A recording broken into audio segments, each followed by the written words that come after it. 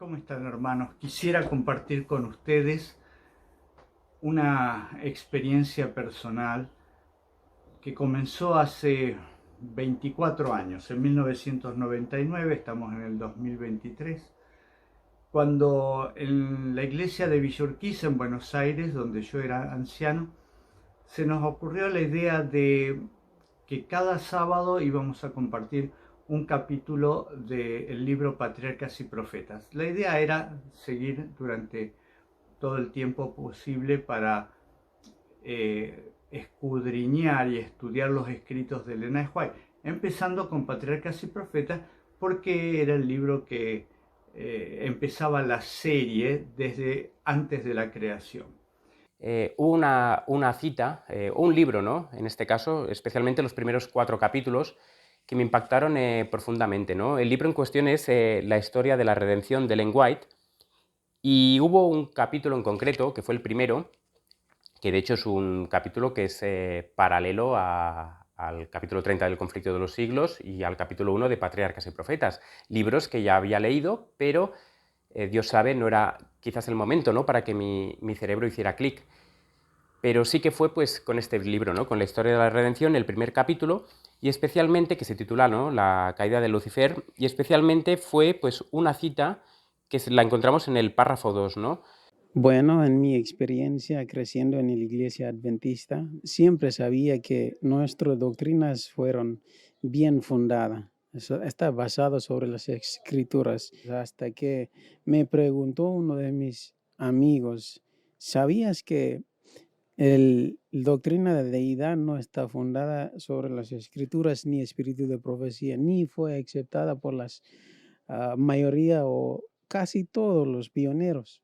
La Iglesia de Dios en la última generación y desde el principio tiene 2 características. 1, guardan los mandamientos de Dios, y 2, tienen el testimonio de Jesús, que es el espíritu de profecía. Pero mucha gente no entiende el rol de espíritu de profecía. ¿Por qué Dios nos dio una profeta? Generalmente decimos que para restablecer las verdades que tenemos, pero hagamos la pregunta, ¿qué tipo de verdades? Si luces algo que va a crecer a lo largo del tiempo, ¿qué verdades tiene que presentar? Tendríamos que remontarnos aproximadamente 6-7 años, cuando un amigo, hermano, pastor adventista, misionero en África por más de 25 años, hijo también de pastor misionero, me comenta que hemos sido infiltrados y que se ha cambiado nuestra religión. Aquello, claro, me impactó. Y debido a mi confianza en esta persona, decidí investigar y estudiar. No tardé mucho en darme cuenta que aquello de ciencia ficción no tenía nada, que era muy real.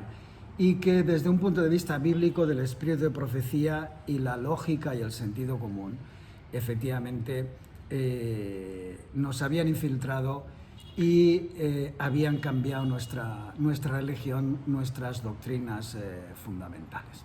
Bueno, la cuestión es que investigando di con varios escritos y una cita del que posiblemente sea el más prestigioso historiador que tenemos en estos momentos de la Iglesia, que es George Knight, ex profesor, porque ya está jubilado, en la Universidad de Andrews.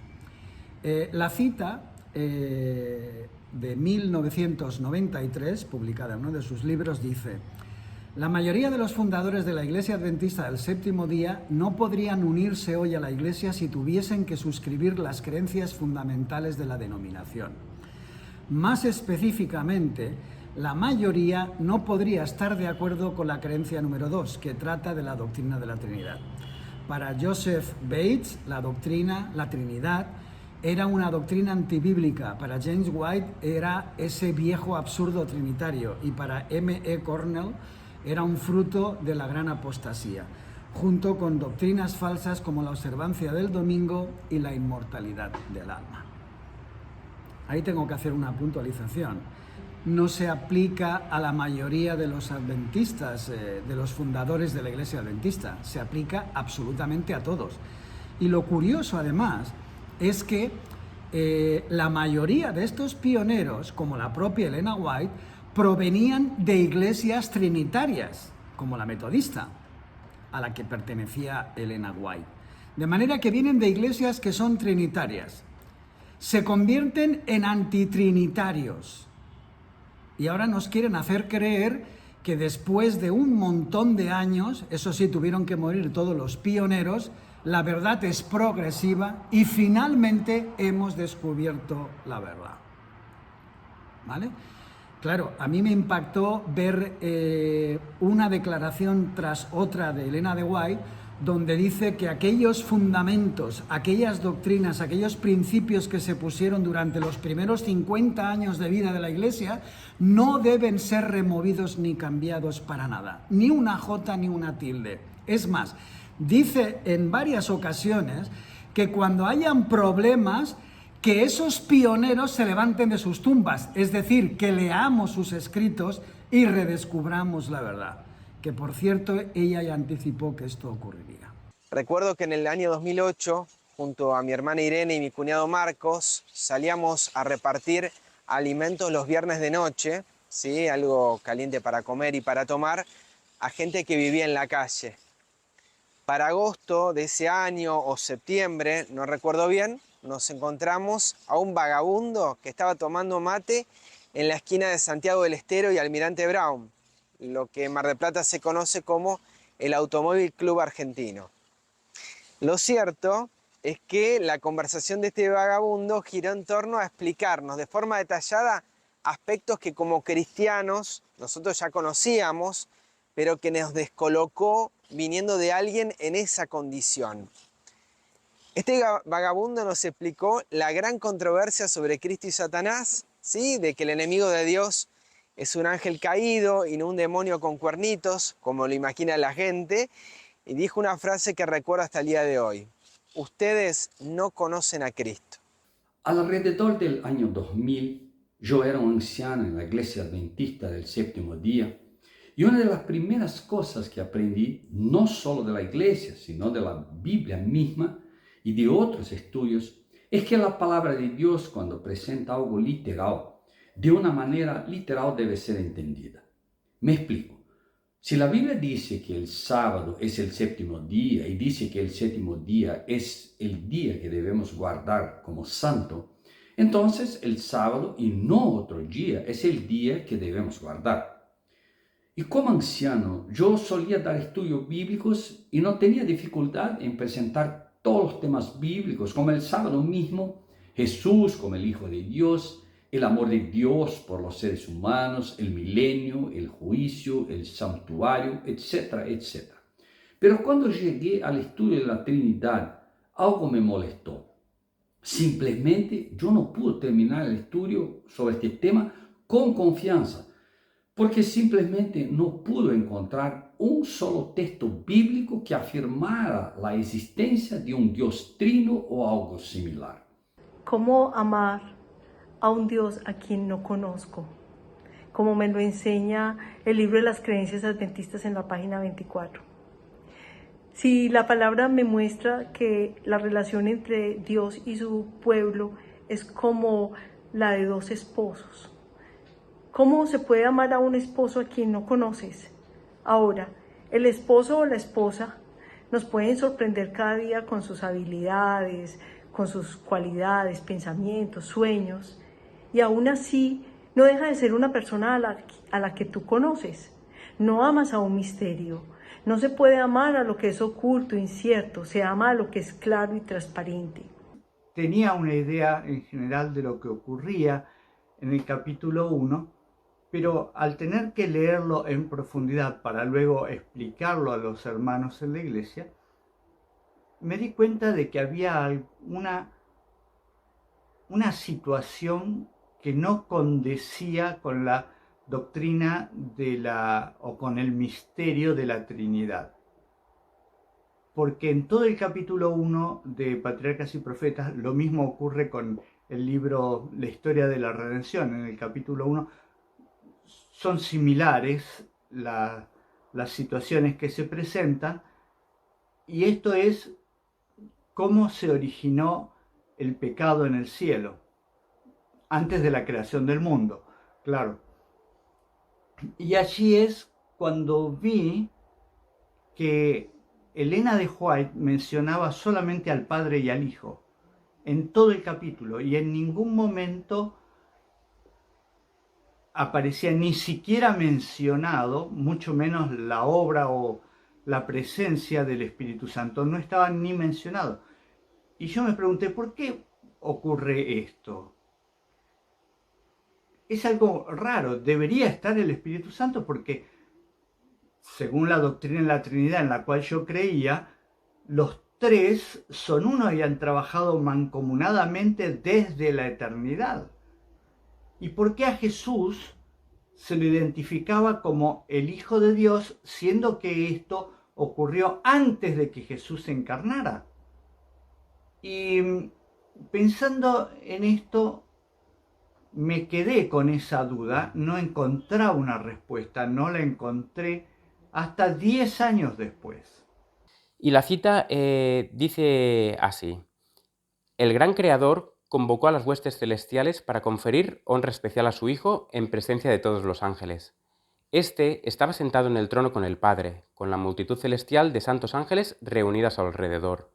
Y ahora aquí es la parte que a mí me marcó, me chocó y rompió pues todos los esquemas que yo tenía, ¿no? Todos los conceptos e ideas que yo tenía pues puestos aquí, ¿no?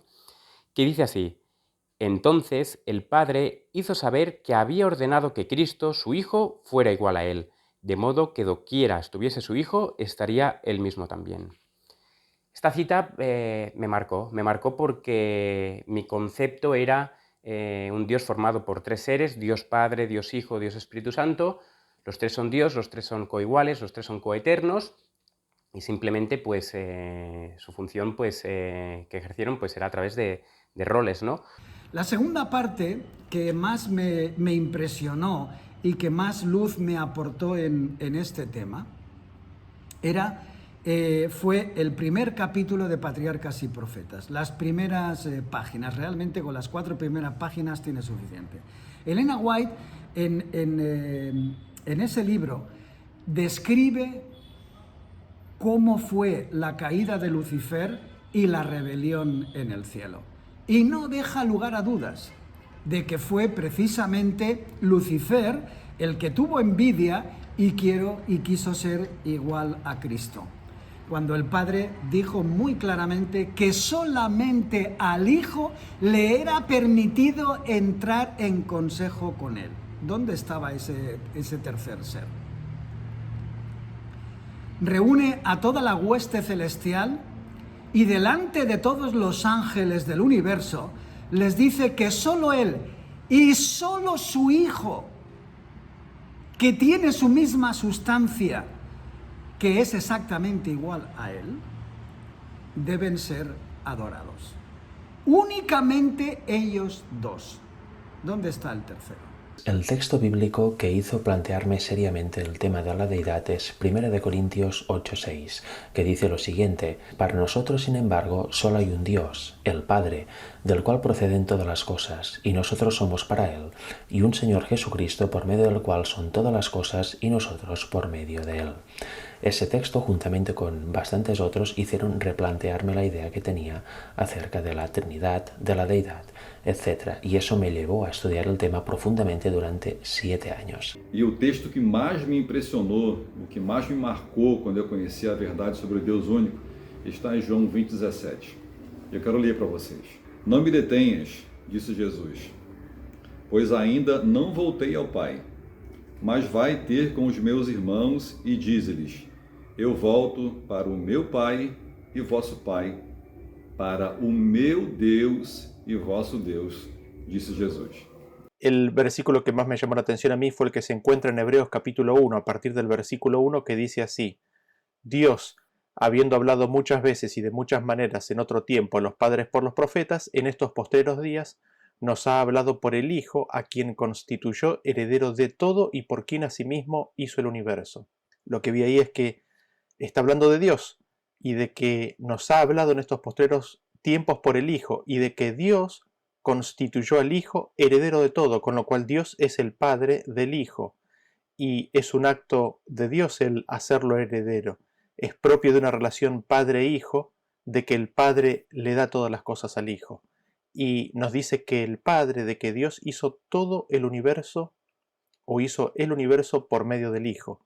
Y seguimos leyendo en el versículo 3 que dice, el cual, hablando de Cristo, siendo el resplandor de su gloria y la imagen misma de su sustancia, y quien sustenta todas las cosas con la palabra de su poder, habiendo efectuado la purificación de nuestros pecados por medio de sí mismo, se sentó a la diestra de la majestad en las alturas, hecho tanto superior a los ángeles, cuanto heredó más excelente nombre que ellos. Y lo que notamos aquí, o lo que me impactó a mí personalmente, fue de que Cristo fue heredero de todo, y no solamente eso, sino que nos dice que en ese heredar, Él viene a ser el resplandor de la gloria del Padre. Cristo es el resplandor de la gloria del Padre. Cristo es la imagen misma de la sustancia del Padre. Cristo sustenta todas las cosas con la palabra del poder del Padre. Cristo heredó un nombre más excelente que el de los ángeles. ¿Y cuál es el nombre que se hereda si no es aquel que se recibe de familia? ¿Cuál es el nombre que se hereda si no es el nombre del Padre? Así vemos cómo en estos pocos versículos se nos define claramente la relación que existe entre Dios y Cristo. Y el versículo continúa diciendo y nos explica por qué Cristo al ascender fue hecho mucho más superior a los ángeles y por qué Él heredó un nombre más excelente. Dice el versículo 5 en adelante.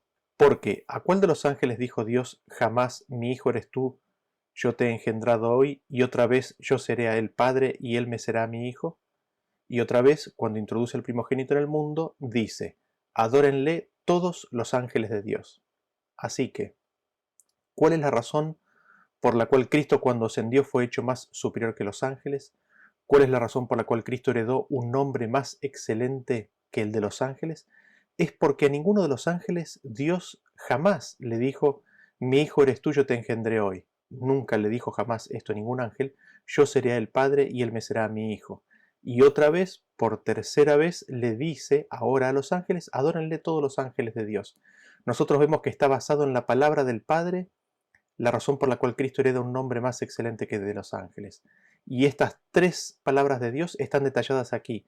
Y lo interesante es que dice, la razón por la cual Cristo hereda un nombre más excelente es porque es engendrado de Dios. Y Dios le comunica eso, el Padre le comunica eso, y después dice, y otra vez yo seré el Padre y él me será hijo. Y después dice, y otra vez, ¿qué es lo que está diciendo? Está diciendo, y después, y luego, y después de esto, y por segunda vez, y por tercera vez. Y así tenemos una secuencia de cuándo se dicen estos eventos.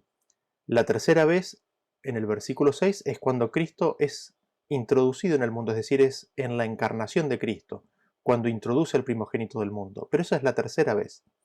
La primera vez el Padre le dijo, el día en que lo engendró mi hijo eres tú, yo te engendré hoy. Y después anuncia que nuevamente será Padre y nuevamente él vendrá a ser hijo. Vendrá a ser hijo en un nuevo sentido. Y esto hace referencia a la promesa de la encarnación de Cristo. Y otra vez y luego, es decir, consecutivamente o por tercera vez, cuando introduce el primogénito en el mundo, al Hijo, dice, adórenle todos los ángeles. Todo lo que yo leía sobre Dios me presentaba un solo ser, uno solo, el Padre del Señor Jesucristo, y no un Dios 3 en 1 o 1 en 3. De todos ellos, el texto que más me molestaba fue el que se encuentra en el libro del Apocalipsis capítulo 1, versículo 1. El texto dice, la revelación de Jesucristo que Dios le dio para manifestar a sus siervos las cosas que deben suceder presto, y la declaró enviándola por su ángel a Juan, su siervo.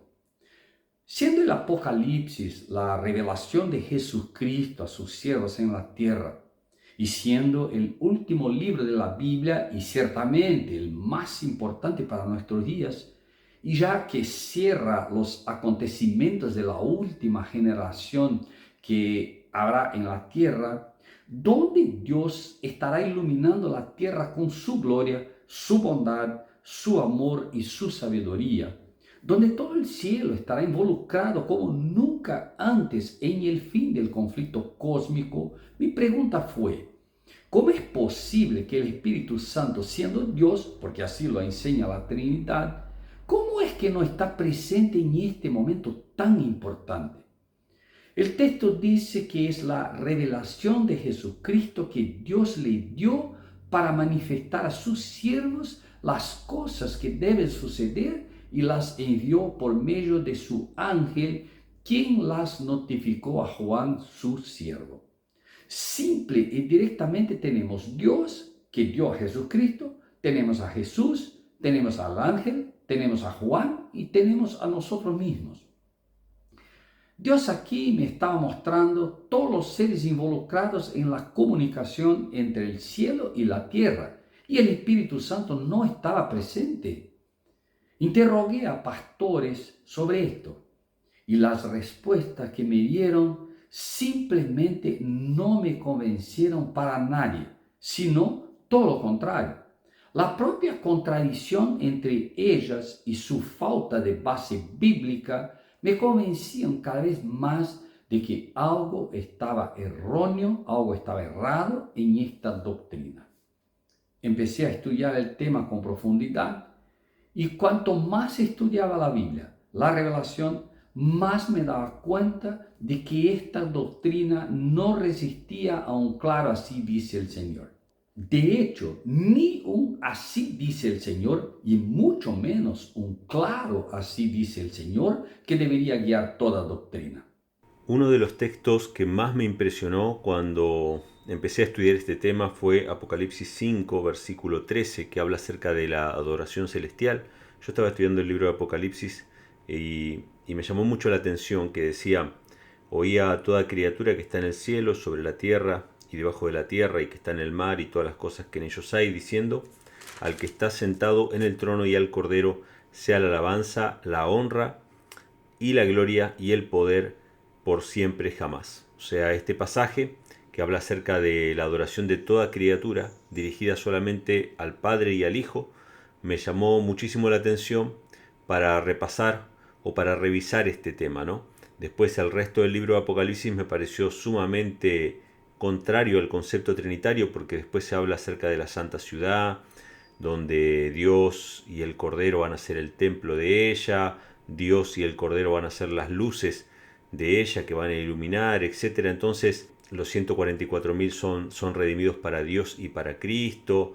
Los santos van a juzgar juntamente con Dios y con Cristo durante los 1000 años. O sea, se usa muchas veces la expresión Dios y Cristo. Entonces, el libro de Apocalipsis en general fue lo que más me llamó la atención, pero en particular Apocalipsis capítulo 5, versículo 13. Indagando Apocalipsis capítulo 4 y capítulo 5, me di cuenta de que la visión del trono de Dios observaba solamente a Dios Padre y a Cristo, el Hijo de Dios. Y el Espíritu Santo aparecía como parte de las llamas de fuego en los candelabros. Así también se menciona al Espíritu Santo como parte de los 7 cuernos y los 7 ojos de Cristo, el Cordero Inmolado, capítulo 5. Y eso me llevó a indagar más profundamente la Escritura y llegué a Miqueas capítulo 5, versículo 2 y a Proverbios capítulo 8, versículos 22 al 36, que en Patriarcas y Profetas el linaje de White nos declara que Jesucristo está dando testimonio de sí mismo en Proverbios 8. Mencionando también de los testimonios Patriarcas y Profetas capítulo 1 y la historia de la redención capítulo 1, que nos habla de la caída de Lucifer. Así que estaba en un hospital mental, Dios me envió una Biblia y comencé a leerla, muy emocionado de lo que estaba aprendiendo. Y quiero decirte cómo conocí acerca de Dios. La primera vez que escuché la palabra Trinidad fue en ese hospital mental. Cuando estaba en ese hospital, uno de los pacientes se me acercó. Él parecía un poco más normal que los otros pacientes, pero como quiera, era uno de los pacientes de ese hospital mental, al igual que yo. Así que no sabía cuánto yo podía confiar en él. Se me acercó y me preguntó si sabía o si había escuchado sobre estas personas que estaban tratando de desmontar o desmantelar la Trinidad. Y le dije, ¿qué es la Trinidad? Y él quedó confundido porque yo estaba con la Biblia todo el tiempo y pienso que él pensaba que todo el mundo sabía lo que es la Trinidad. Así que yo no tenía ni idea porque nunca había escuchado la palabra Trinidad que yo recuerdo. Él comenzó a explicarme que Dios realmente es tres personas, Padre, Hijo y Espíritu Santo, y todos combinados en uno solo, que eran tres pero que realmente no lo eran, que eran tres y uno a la misma vez. Yo no entendí, yo no sabía de qué le estaba hablando, así que fue a la mesa y colocó tres naranjas en forma de triángulo y él comenzó a decirme, a explicarme, mira, aquí hay tres, pero realmente son uno. Y ahí estoy yo. Él está en un hospital mental, yo estoy en un hospital mental, ambos pacientes. Yo miré la mesa y veo que hay tres naranjas y él me decía que había una. Realmente pensé que él estaba loco, honestamente. Bueno, tenía una buena razón para pensar así. Él estaba en un hospital mental igual que yo. Así que honestamente pensé que él estaba loco y yo descarté esa idea. Yo nunca había leído nada de eso. Cuando este tema de la deidad, la verdad del Padre y del Hijo, se me fue presentada, el capítulo número 14 de Juan fue uno de los capítulos que más me impresionó. En el versículo 6, Jesús declara las siguientes palabras: yo soy el camino y la verdad y la vida. Nadie viene al Padre sino por mí. En la conversación que está teniendo Jesús con sus discípulos, Él está claramente tratando de dejarles saber de que algo especial hay en Él. Y que cuando nosotros buscamos a Cristo encontramos estas tres cosas. Encontramos el camino, la verdad y la vida.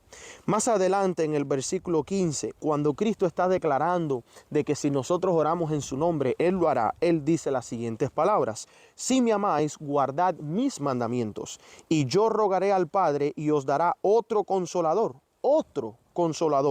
para que esté con vosotros para siempre, el Espíritu de verdad. ¿Y quién es la verdad? Es Cristo mismo, el cual el mundo no puede recibir porque no le ve, ni le conoce, mas vosotros le conocéis porque está con vosotros y será en vosotros.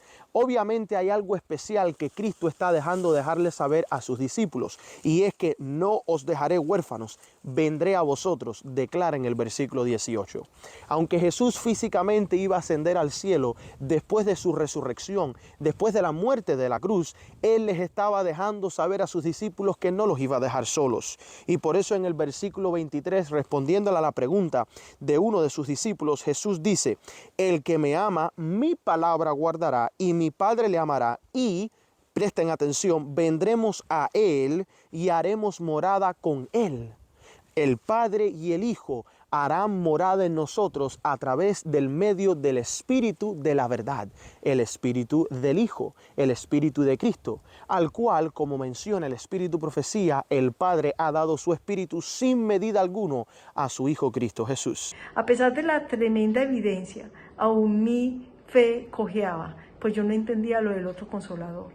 No entendía dónde estaba su trono, no se le daba gloria ni adoración en ninguna parte de la Biblia. Cristo les dejó saber que en ese día del Pentecostés, el día que ellos recibieran el Espíritu Santo, el Consolador, ellos se iban a dar cuenta que el Padre estaba en Cristo, que Cristo estaba en ellos y que ellos estarían en Cristo. Esto está en Juan 14:20. Judas, no el Iscariote, él estaba allí, tal vez le estaba dando vueltas la cabeza, como a muchos de nosotros cuando estamos leyendo este capítulo 14 de Juan. Él quiso confirmar lo que creía entender y le hace una pregunta al Salvador y le dice: ¿cómo te vas a manifestar a nosotros y no al mundo? En otras palabras, ¿cómo vas a estar con nosotros sin que el mundo te vea? El maestro no le corrigió. El maestro le confirmó que era él y su Padre quien haría morada en los corazones. El texto que impactó mi vida para mostrarme la verdad del Padre y del Hijo, yo la encuentro allí en 2 de Corintios, el apóstol Pablo, en el capítulo número 3 y el versículo número 17. dice así la palabra de Dios.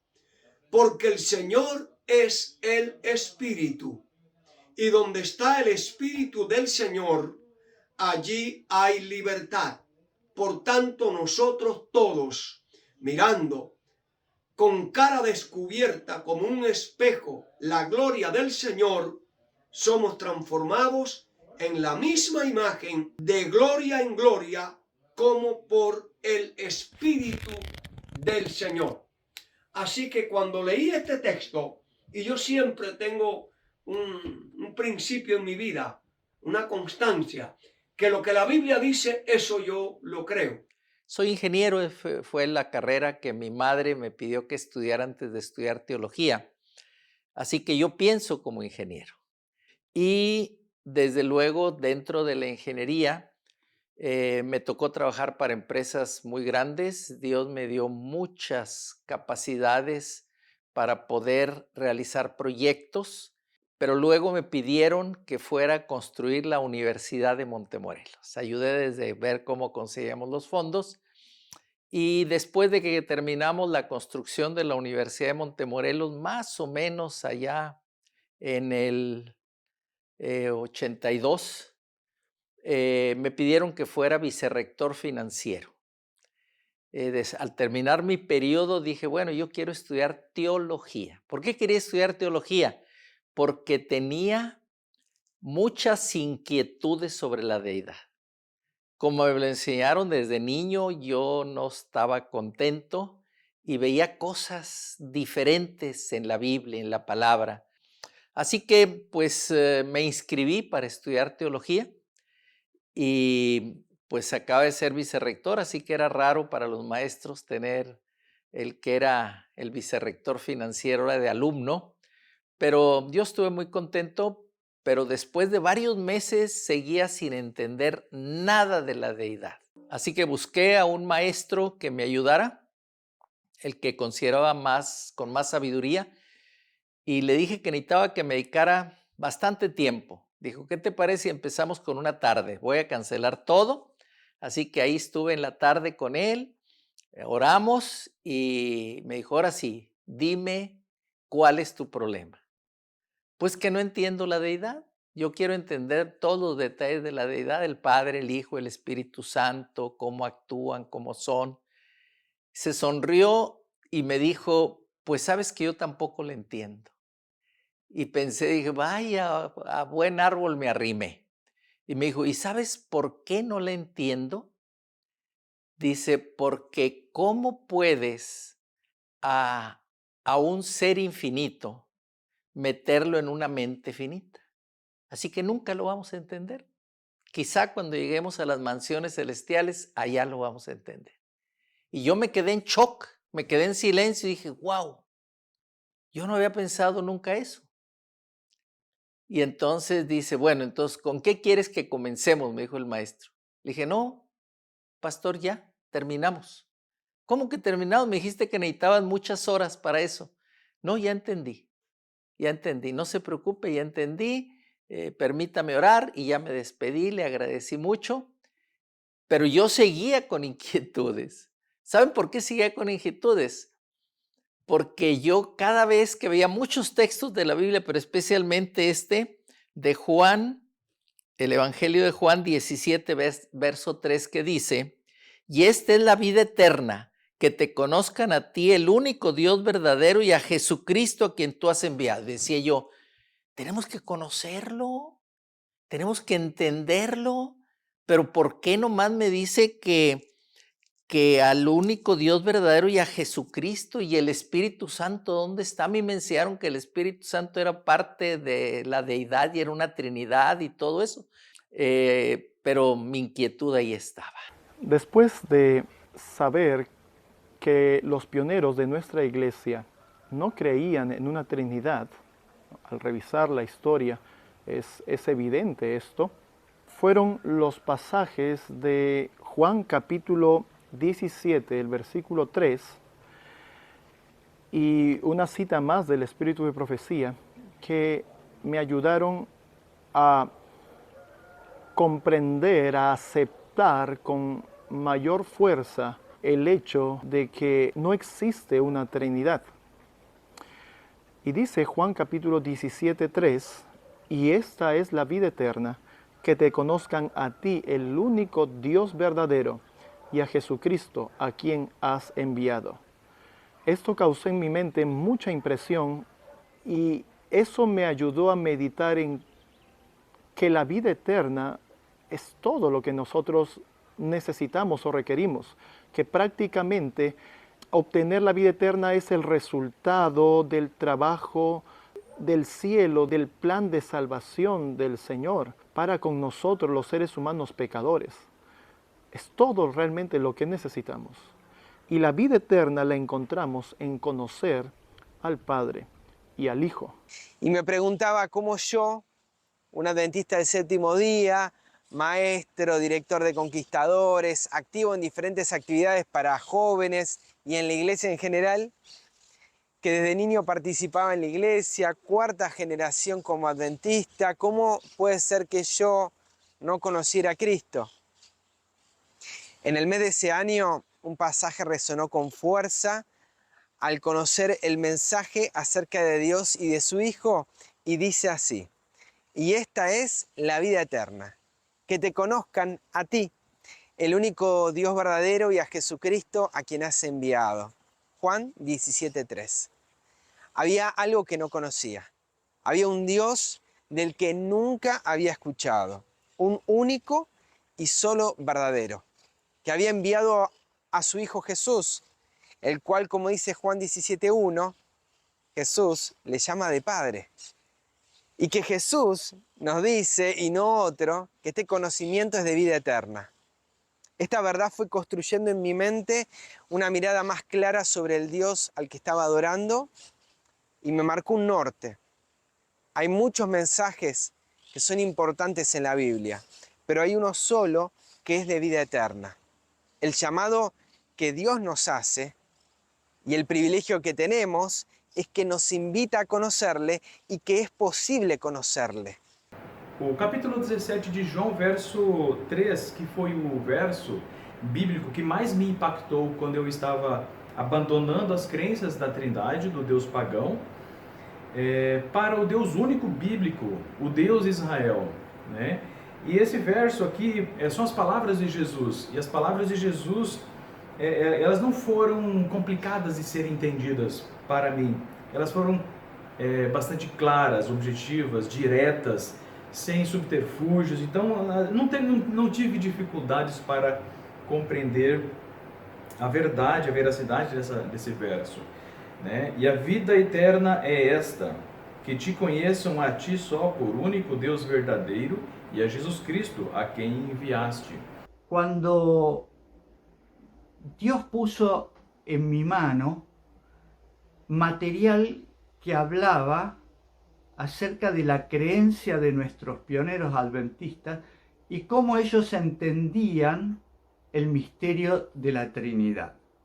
Y ellos entendían que el misterio de la Trinidad era una aberración teológica introducida desde el paganismo en la iglesia cristiana en el siglo IV, V, VI, porque la introducción de la doctrina de la Trinidad demoró mucho tiempo, no fue algo instantáneo que los padres de la iglesia dijeron esto se tiene que ser así y se definió de una manera rápida. No, llevó muchos años, llevó siglos, 3 siglos aproximadamente. Me mudé a Indiana, estaba viviendo con mi mamá y mi hermana, y ella estaba asistiendo a una iglesia en una casa. Así que comencé a ir con ella y el pastor comenzó a hablar de la Trinidad nuevamente y me dije, oh no, esto otra vez no.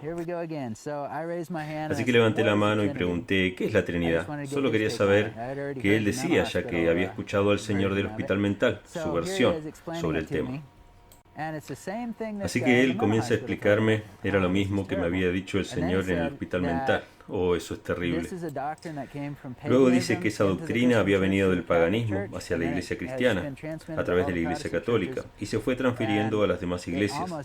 Casi todas las iglesias del mundo tienen la doctrina de la Trinidad, pero no es verdad, vino del paganismo.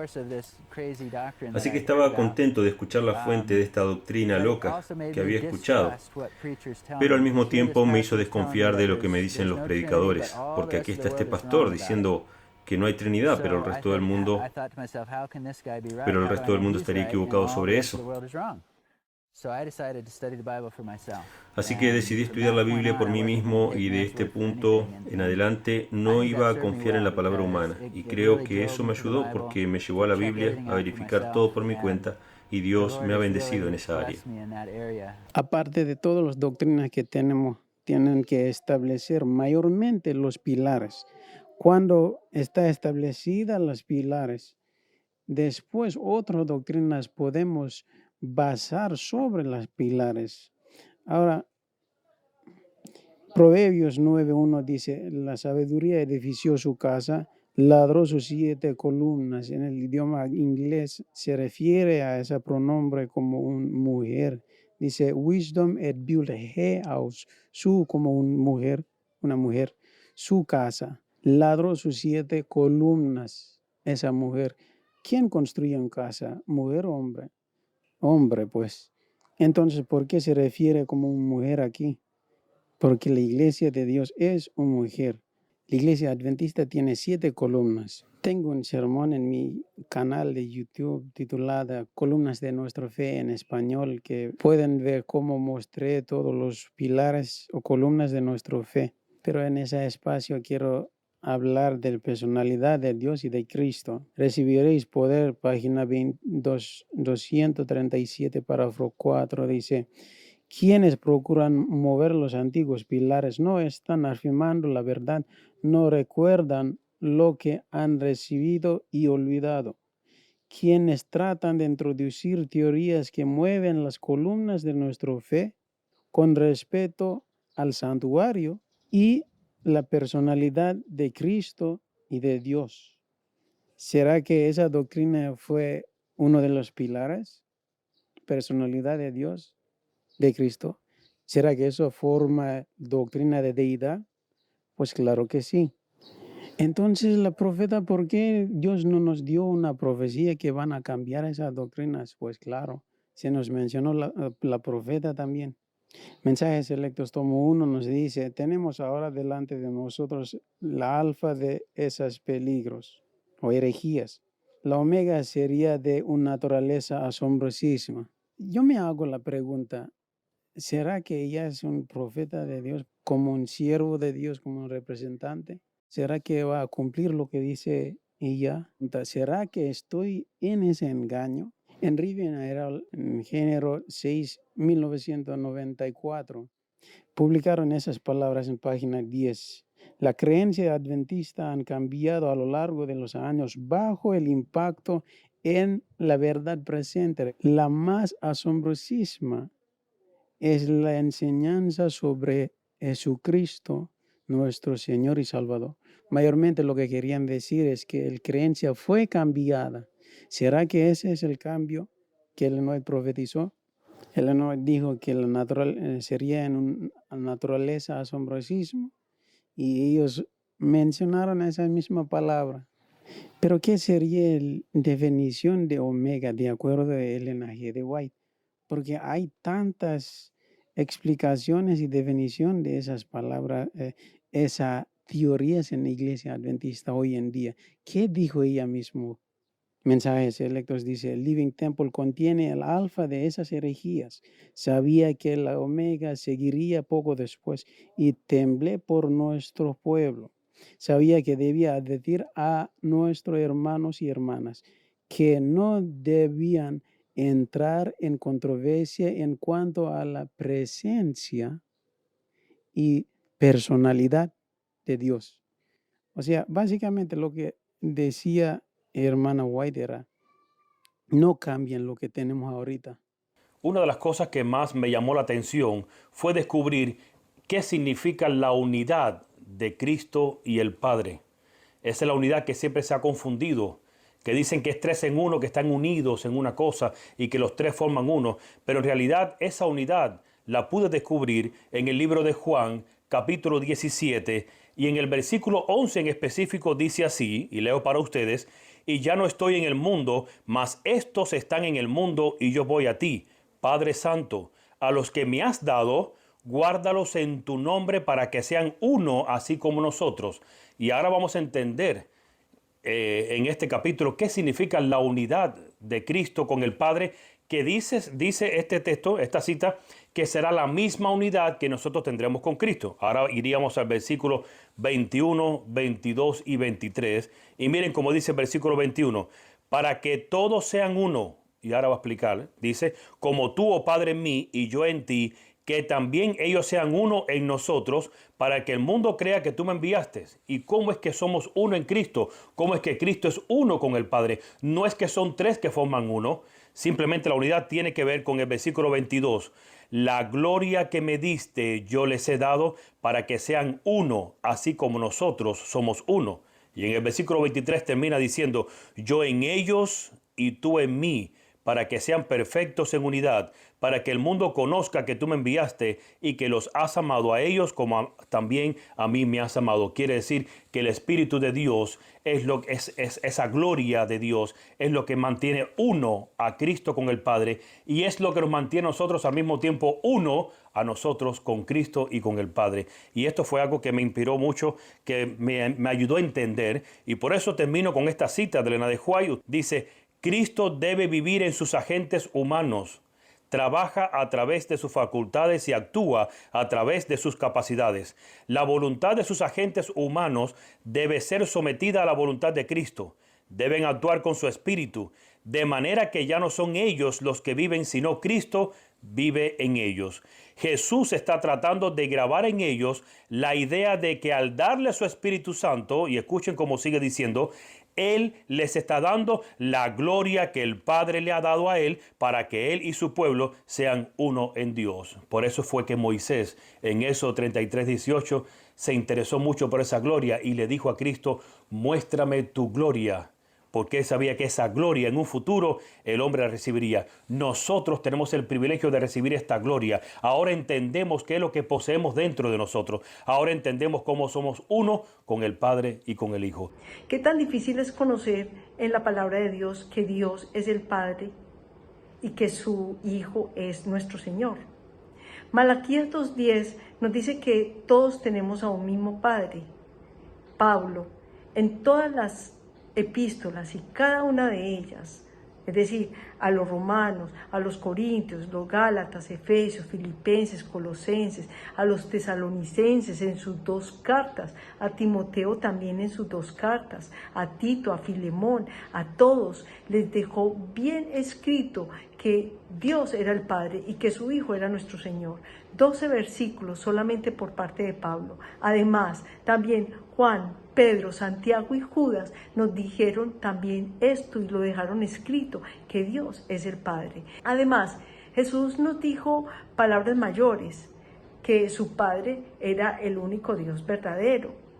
¿Acaso lo dijo para que supusiéramos que eran 3? Jesús asegura que tiene un Dios y en un solo versículo lo dice 4 veces. Estudiando el tema de la deidad, hay 2 versículos que me llamaron mucho la atención y uno se encuentra en Juan 17:3 y dice así, y esta es la vida eterna, que te conozcan a ti, el único Dios verdadero, y a Jesucristo a quien has enviado. Claramente podemos ver que la vida eterna la podemos obtener conociendo al Padre, al único Dios verdadero, y a su Hijo Jesucristo. Eso lo podemos ver bien claro en este versículo. Y el segundo versículo lo podemos encontrar en 2 de Corintios 3:17. Y dice así, porque el Señor es el Espíritu, y donde está el Espíritu del Señor, ahí hay libertad. Conociendo esto, puedo ver que el Espíritu Santo es Jesucristo, que es el Espíritu de la verdad. Y por eso, mediante de él, podemos conocer al Padre, al único Dios verdadero. y mediante conociendo al Padre y al Hijo podemos obtener la vida eterna. Durante esos 10 años en los cuales no tuve ninguna información, deseché la idea de que la Trinidad fuera una doctrina falsa. La deseché de mi mente porque yo pensaba que el Espíritu Santo tenía una obra fundamental en el convencimiento del pecado y que tenía que existir, porque la Biblia lo menciona muchas veces, especialmente en el Nuevo Testamento. Y no lograba encajar esa idea. Yo amaba al Espíritu Santo, la obra que hacía el Espíritu Santo, me parecía fundamental y es fundamental. ¿Qué ocurrió? Que 10 años después me topé con citas de Elena de White que me aclararon el panorama y la mente y me hicieron entender quién es el Espíritu Santo. Una cita, sin duda que esta cita es muy conocida, Manuscript Releases, el volumen 14, la página 23, párrafo 3, donde dice, estorbado por la humanidad, estorbado por la humanidad. Cristo no podía estar en todos los lugares personalmente. Por lo tanto, era totalmente ventajoso para ellos que los dejara, fuera su Padre, y enviara al Espíritu Santo para que fuera su sucesor en la tierra. El Espíritu Santo es él mismo despojado de la personalidad humana e independiente de ella. Él se representaría a sí mismo como presente en todos los lugares por su Espíritu Santo como el omnipresente. Sabiendo de que Cristo tiene la naturaleza divina y la naturaleza humana, es interesante que la sierva del Señor mencione que Cristo se sentía estorbado por su naturaleza humana para que no pueda estar en todos los lugares.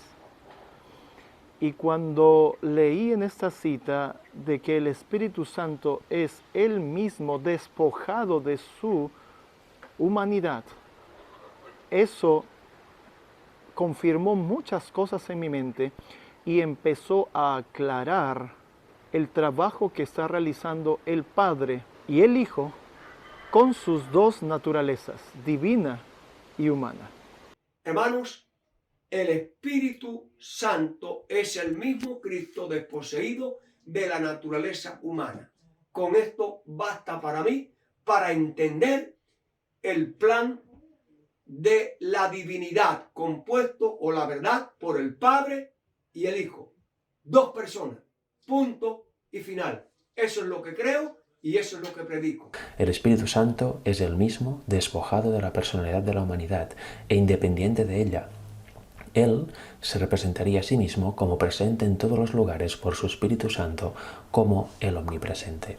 Esta cita, por su literalidad y nitidez, me dejó claras muchas cosas, ¿no?, respecto a ese tema y me hicieron ver que seguramente la idea de una Trinidad no era precisamente lo que nos estaba mostrando la Biblia y los deseos del espíritu de profecía. Porque Jesús cuando fue al Padre fue con un cuerpo humano glorificado, como el que tendrán los salvados durante toda la eternidad, pero un cuerpo humano.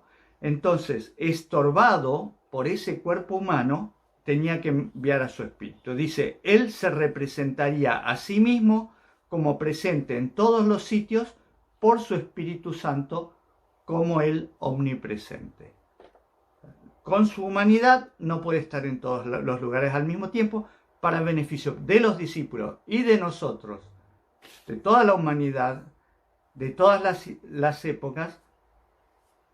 Él está con su cuerpo en el cielo y con su espíritu aquí en la tierra. Eso me dejó muy tranquilo de que la obra del Espíritu se sigue haciendo aunque yo no crea en la Trinidad. Entonces a mí esta cita, juntamente luego con decenas y decenas de citas que fui leyendo, fui estudiando, fui entendiendo, así como también de la palabra de Dios, como podría ser 1 Corintios 8:6, Juan 17:3, todos estos versículos, todas estas citas me marcaron profundamente. Pero hubo un versículo también, que me ha venido ahora en mente, que se encuentra pues en Gálatas 4:6, ¿no? Y el versículo que dice que que Dios envió, ¿no?, a nuestros corazones el espíritu de su Hijo, el cual clamaba Padre, ¿no? Entonces esto también fue un golpe para mí, porque me ayudó, ¿no?, a entender que realmente tampoco no hay tres seres, que no hay un tercer ser llamado Dios Espíritu Santo, sino que es el espíritu de su Hijo, ¿no?, el espíritu de Cristo, ¿no?, el cual clamaba Padre, y es el espíritu que Dios envía a nuestros corazones. Entonces, esta cita, este versículo, vuestros versículos, ¿no?, hemos citado 1 Corintios 8:6, Juan 17:3, fueron puntales, fueron claves para que yo pudiera entender realmente el tema de la divinidad y diera pues finalmente el paso para estar en la verdadera deidad. La sierva del Señor explica ese mismo texto de una manera hermosa. Ella dice que los discípulos no podían entender el hecho de que podían gozar de la presencia de Cristo. Les costaba entender el significado de una manifestación espiritual. Esto está en Cada Día con Dios en la página 140, párrafo 4. Esta cita fue la que a mí me abrió los ojos. Ahí fue donde entendí la palabra halos. Ahí fue donde supe, en términos de frijolitos y arroz, que era como si me dieran de la misma sopa en un plato diferente. En este caso, que fuera mismo Cristo en su presentación espiritual. Es mi mismo Cristo, no es otra persona desconocida, es Él. Y de los textos de Elena G. White me impresionó el que encontramos en Primeros Escritos, capítulo 10, de las 2300 tardes y mañanas, es donde Elena G. White nos muestra un trono, el Padre y el Hijo, y luego a Jesucristo soplando su espíritu, como también lo reza Juan capítulo 20, versículo 22, donde vemos a Jesús soplando su Espíritu Santo a sus discípulos. La cita que me llama la atención respecto de este tema es la que se encuentra en Testimonios para la Iglesia, tomo 8, página 280, y notamos que fue escrita en 1904. Esto fue varios años después de que fuera escrito el deseado de todas las gentes. Ella dice así: las Escrituras indican claramente la relación que hay entre Dios y Cristo y hacen resaltar claramente la personalidad individual de cada uno. Y allí cita este versículo que nosotros hemos leído, y después continúa: Dios es Padre de Cristo. Cristo es el Hijo de Dios. A Cristo ha sido dada una posición exaltada, ha sido hecho igual al Padre. Todos los consejos de Dios están abiertos para su Hijo. Así vemos cómo Elena G. White en esta época tan tardía define claramente la relación que existe entre Dios y Cristo y nos dice que eso está claramente explicado en las Escrituras. Dios es el Padre de Cristo. Cristo es el Hijo de Dios. Esa es la personalidad de cada uno de ellos. Está definida en relación al otro. Y nos dice que a Cristo le ha sido dada una posición exaltada. El versículo de Hebreos nos dice que es por herencia. Nos dice que ha sido hecho igual al Padre, por herencia. Todos los consejos de Dios están abiertos para su Hijo. Pero imagine entonces mi sorpresa cuando, siguiendo estudiando este tema, me di cuenta más tarde de que se trataba de una doctrina católica, inventada por los mismos que torturaron y mataron a través de la Inquisición a millones de cristianos que no aceptaban las doctrinas, los dogmas y las tradiciones creadas por el papado y sus seguidores, de las cuales la principal doctrina es la Trinidad. Aunque yo no tenía ninguna duda de que la doctrina de la Trinidad ahora era una doctrina completamente anticristiana, me sentí más fortalecido y regocijado cuando llegaron a mí los escritos y creencias de los pioneros, sus creencias fundamentales, y descubrí que la creencia en el Dios único era la antigua creencia de la propia Iglesia.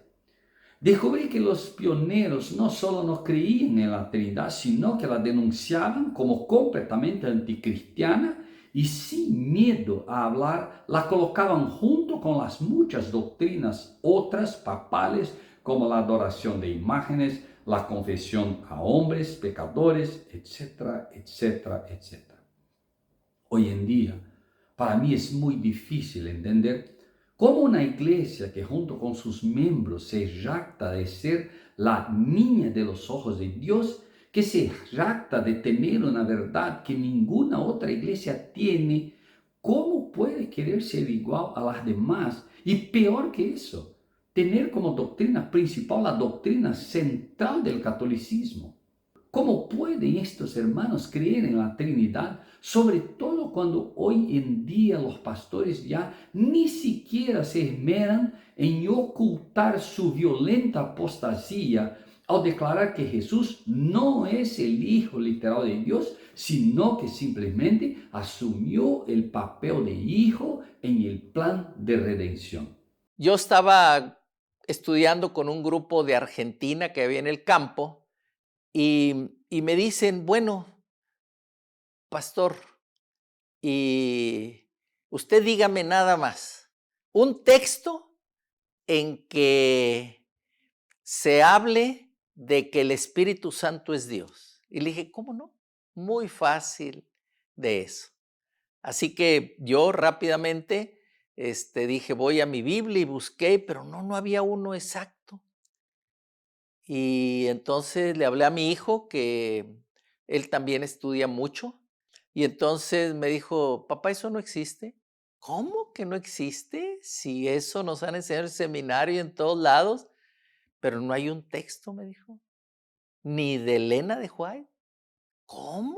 Y ahí me preocupé mucho y me metí a fondo a estudiar y efectivamente no encontré nada. Eso hizo que cambiara mi posición totalmente. Y entonces empecé a estudiar y empecé a entender. Y Dios me fue dando luz y luz, pero eso hizo que prácticamente tuviera que empezar de nuevo y que empezara pues otro ministerio, donde ya íbamos a enseñar lo correcto. Luego después fui viendo en otros pasajes, en otros textos, por ejemplo, 1 de Juan capítulo 2, versículo 22, habla acerca de que el anticristo es el que niega al Padre y al Hijo. Entonces, bueno, sabemos quién es el anticristo, sabemos que es el poder romano, que fue la Iglesia Católica. También el anticristo se lo llama el cuerno pequeño, se lo llama la bestia de Apocalipsis, etc. Es el mismo poder que se opone a Dios de diferentes maneras.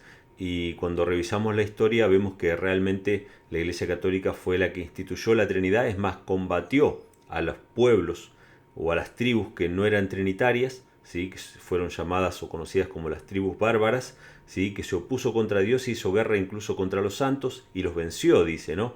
Así que cuando leí este pasaje también de 1 de Juan capítulo 2, versículo 22, que dice que el anticristo niega al Padre y al Hijo, eso realmente me llamó mucho la atención para revisar, estudiar este tema, y fue confirmando estos dos pasajes y muchos otros que realmente Dios no era una Trinidad, sino que Dios era un ser personal que tiene un Hijo, ¿sí? Y cuya presencia, tanto del Padre y del Hijo, se manifiesta a través del Espíritu Santo.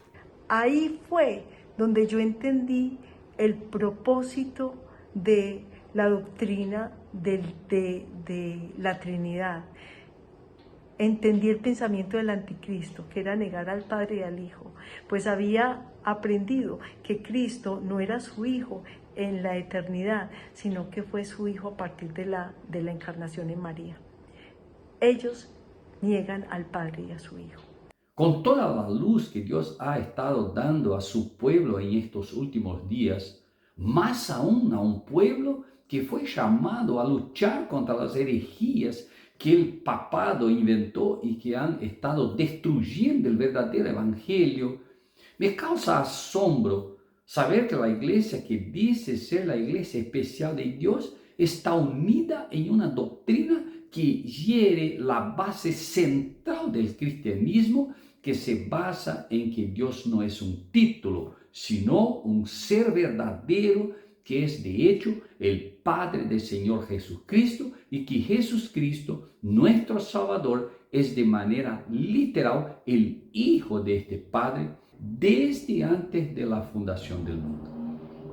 Hoy veo con tristeza el cumplimiento de las palabras del amado Juan, hablando de la apostasía de la iglesia que fue llamada por Dios que vendría antes de que el anticristo, el hijo de perdición, se revelara plenamente. Dice el texto: ¿quién es el mentiroso sino el que niega que Jesús es el Cristo? Este es el anticristo, que niega al Padre y al Hijo. Cualquiera que niega al Hijo tampoco tiene el Padre. Cualquiera que confiese el Hijo tiene también el Padre. 1 Juan 2, 22 y 23. La claridad con que Dios nos da esta información es innegable. El mentiroso es el que niega que Jesús es Cristo mismo, el que niega al Padre y al Hijo. Y asegura aún más: el que niega al Hijo tampoco tiene al Padre, pero el que confiesa al Hijo también tiene el Padre. Vean que este texto nos dice quien niega a Dios y quien simplemente niega a Cristo, sino quien niega la filiación y la paternidad descritas aquí entre uno y otro. La Trinidad niega que Dios sea realmente el Padre de Jesucristo y niega que Cristo sea realmente el Hijo de Dios. Algunas va a decir, ella entendió, pero los pioneros no entendieron. ¿Será? Había un hermano que quería predicar algo. Dijo, yo creo ahorita que el Espíritu es el ángel Gabriel. Y lo que dice hermana White, espero que busque estar en armonía con el cuerpo. Se me ha mostrado que no ejercería una influencia salvadora al enseñar la verdad porque su mente está inquieta y a menos que bebería más de la fuente de la vida, cometería el error que muchos otros han cometido de pensar que tiene nuevas la luz, cuando es solo una nueva fase de error. Ahora escuchen esas palabras. Necesitas entrar en armonía con tus hermanos. Pero creí que los hermanos tienen doctrina equivocada. Y eso fue escrito en una carta 7, 1891. ¿Qué tipo de cambio de doctrina sería o consistiría de definición de omega de herejía? Algo se refiere a la personalidad y presencia de Dios. Vota otra definición es que piensas que forma parte de omega de herejía. Y mensaje selecto sigue diciendo, el enemigo de las almas ha procurado introducir las suposiciones que había de realizar una gran reforma entre los adventistas del séptimo día y que esa reforma consistiría en renunciar a las doctrinas que están en pie como las columnas de nuestra fe. ¿Qué pilar fue cambiada? De los 7 columnas de nuestra fe, el único que fue completamente rechazada de la mayoría de la iglesia, que tiene una naturaleza asombrosísima, es la personalidad de Cristo y de Jesús, de deidad. ¿Será que se cumplió su profecía? Yo creo que sí. ¿Qué piensas tú? También hay otra cita que es muy famosa, que está en el capítulo 1 de Patriarcas y Profetas, concretamente en su página 11, párrafo 5. Dice así: Cristo, el Verbo, el unigénito de Dios, era uno solo con el Padre eterno, uno solo en naturaleza, en carácter y en propósitos. Era el único ser que podía penetrar en todos los designios y fines de Dios. Fijaros, aquí dice el único ser. Si es el único ser que puede entrar en los designios del Padre, ¿dónde está el tercer ser coeterno y coigual, que es el Espíritu Santo? Aquí veis que no cuadra, ¿no? Es un texto que es contrario completamente a una idea trinitaria, con lo cual tenía que ver qué pasaba aquí, ¿no? A partir de esas citas, ese texto y muchas otras citas y muchos otros textos, al cabo de entre 5 y 7 años, llegué a la conclusión de mi creencia actual, que acerca de la identidad del Espíritu Santo. Llegué a la conclusión bíblica y del Espíritu de profecía de que el Espíritu Santo es el Espíritu de Cristo. La grandeza de Dios nos es incomprensible. Jehová tiene en el cielo su trono, dice Salmo 11:4. Sin embargo, es omnipresente mediante su Espíritu. Tiene un íntimo conocimiento de todas las obras de su mano y su interés personal en ellas. O sea que esto es clarísimo.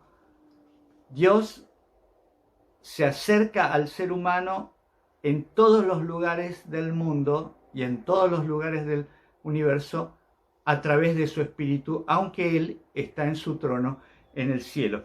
Al ver que Cristo es la verdad y que este Espíritu de la verdad es el que viene a nosotros y nosotros le conocemos porque conocemos a su dueño, conocemos a aquel que nos ha entregado, es donde llego a entender algo muy especial. Y es que Cristo literalmente no nos ha dejado huérfanos. Y aunque está ahí arriba en el cielo celestial, en el santuario celestial, intercediendo por nuestros pecados, a través de su omnipresencia, su Santo Espíritu, Él está con nosotros aquí en esta tierra, ayudándonos, siguiendo con nosotros adelante, cumpliendo la promesa de Mateo 28:20, que Él estaría con nosotros hasta el fin de los días.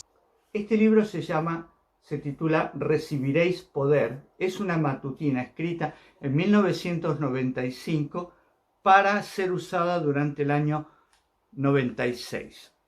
Dice: Recibiréis poder, persona, presencia y obra del Espíritu Santo, escrito por Elena de White. Tiene 365 citas de Elena de White, una por cada día del año. Y estuve marcando todas las citas en las cuales aparecen conceptos antitrinitarios.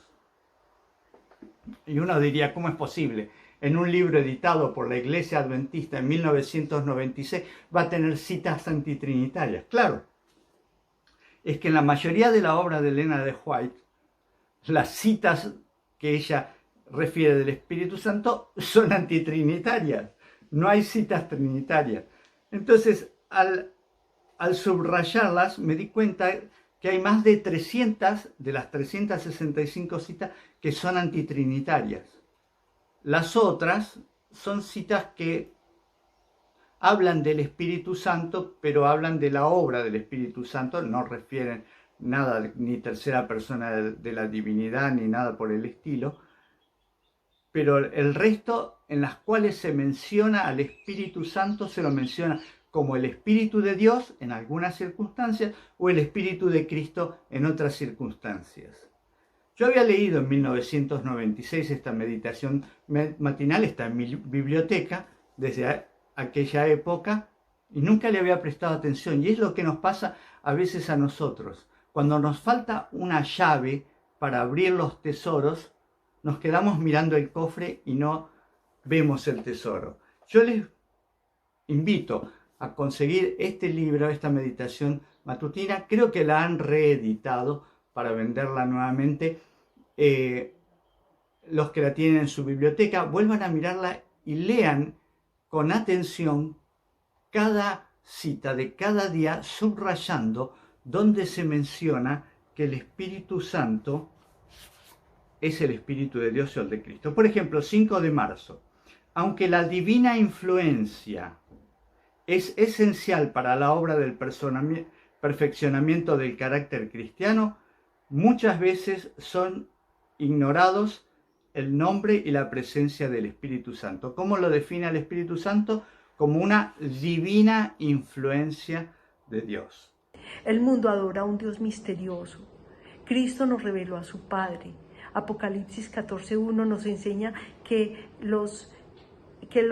Cristo y los 144,000 iban a tener el nombre de su Padre en la frente. Y también nos enseña en Apocalipsis 17:5 que la ramera también tiene una palabra en su frente. Y es una palabra y está en mayúscula. Según la Biblia de 1560, la primera traducida al castellano, del hebreo, del arameo y del griego, solo dice una palabra y es la palabra misterio. Para mí no hay duda de que esa iglesia infiel lleva el nombre de su Dios misterioso, lleva el carácter de un Dios misterioso. El día anterior dice: ahora mismo pongámonos en una situación en la que podamos recibir el Espíritu que Dios nos ofrece. O sea, Dios nos ofrece su Espíritu.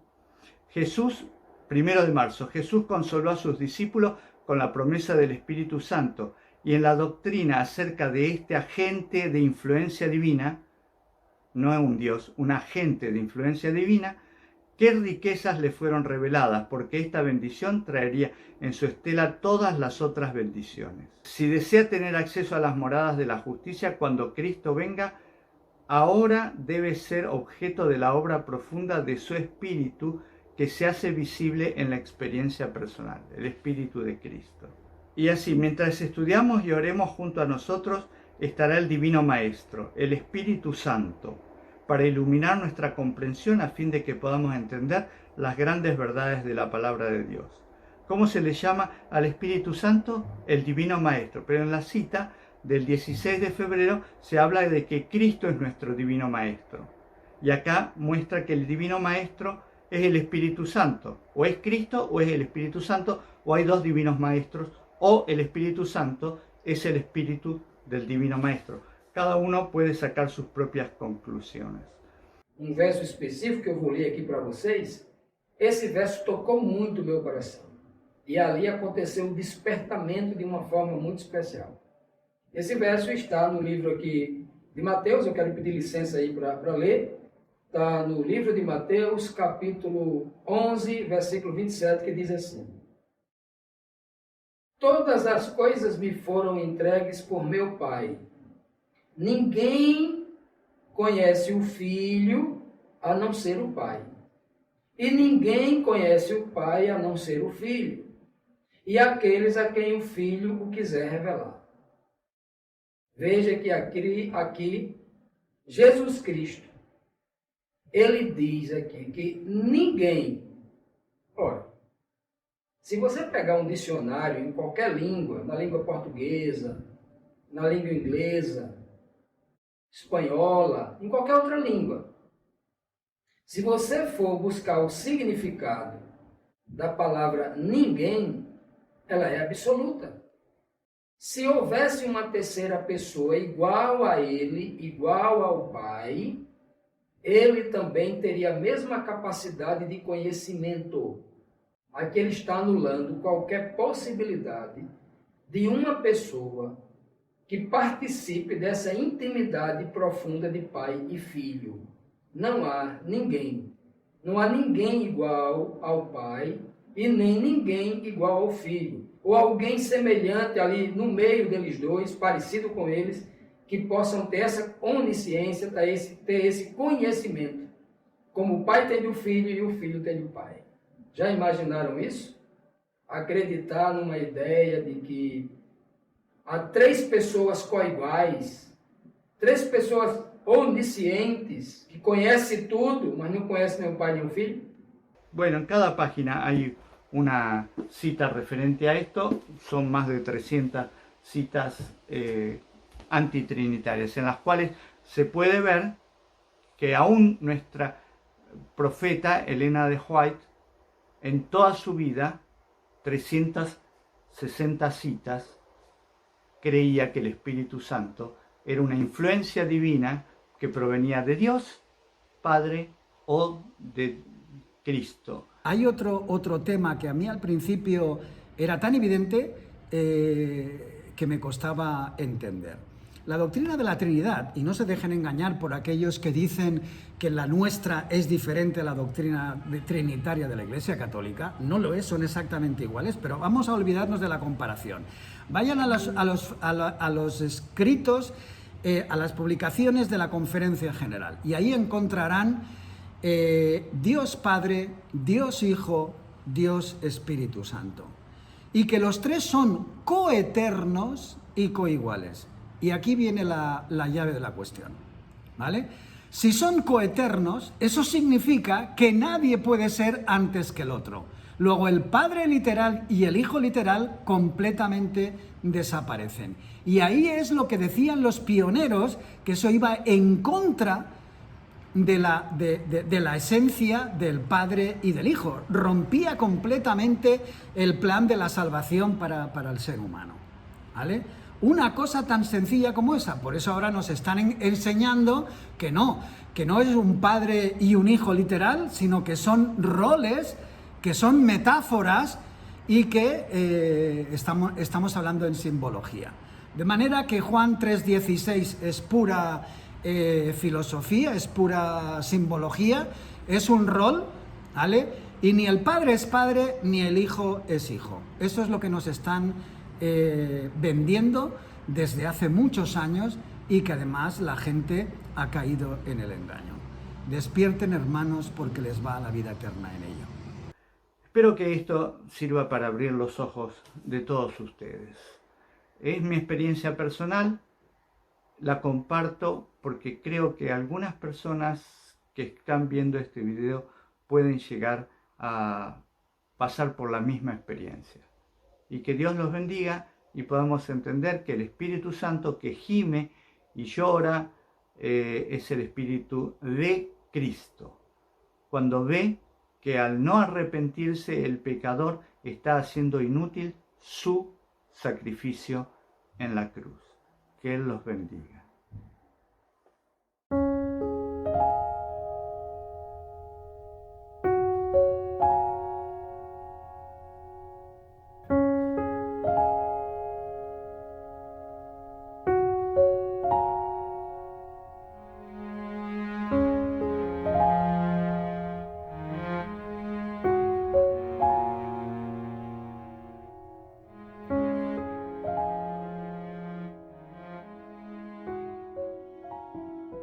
Hermano, los escritos de la hermana Juan están mutilados.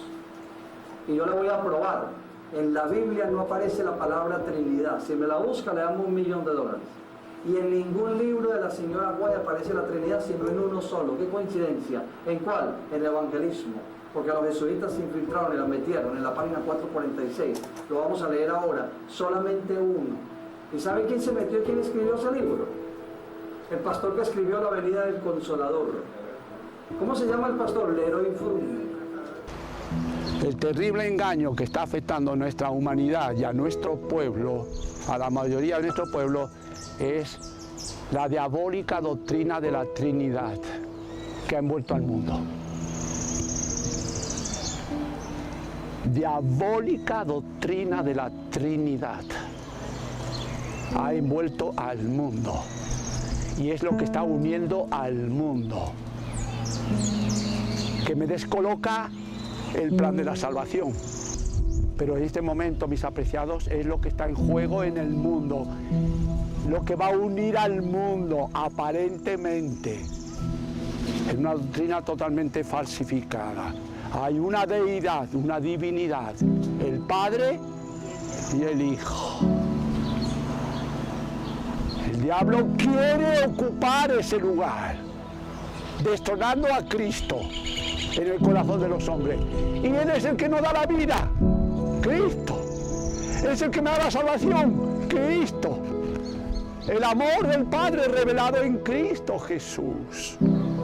Él, alzando los ojos al cielo, dijo: esta la vida eterna, que te conozcan a ti, y me lo imagino hasta apuntando hacia el cielo, el único Dios verdadero, y a Jesucristo a quien has enviado. La vida eterna radica en conocer a dos personas, a Dios, el único Dios, y a Jesucristo. Por eso el Hijo es el amén. Dios dice y el Hijo hace. Mire, si nosotros pudiéramos ser tan sumisos a la palabra de Cristo como Cristo lo es al Padre. Qué bendición es cuando uno pone más rápido en práctica la palabra de Dios. Recuerdo allí una cita inspirada que dice: en el reino de los cielos, la persona más humilde es el que escucha la palabra, la atesora en su corazón y la pone por práctica rápidamente. Ese es el más humilde en el reino de los cielos.